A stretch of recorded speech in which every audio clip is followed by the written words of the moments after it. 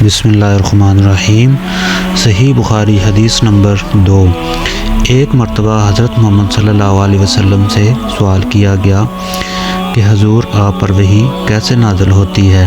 آپ صلی اللہ علیہ وسلم نے فرمایا کہ وحی نازل ہوتے وقت کبھی مجھ کو گھنٹی کی سی آواز محسوس ہوتی ہے اور وحی کی یہ کیفیت مجھ پر بہت شاہ گزرتی ہے۔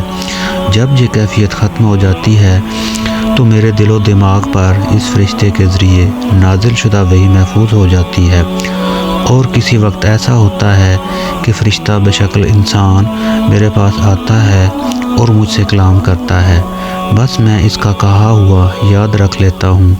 حضرت عائشہ رضی اللہ عنہا کا بیان ہے کہ میں نے سخت کڑاکے کی سردی میں حضرت صلی اللہ علیہ وسلم کو دیکھا ہے کہ آپ صلی اللہ علیہ وسلم پر وحی نازل ہوئی، اور جب اس کا سلسلہ موقوف ہوا تو آپ صلی اللہ علیہ وسلم کی پیشانی پسینے سے شرابور تھی۔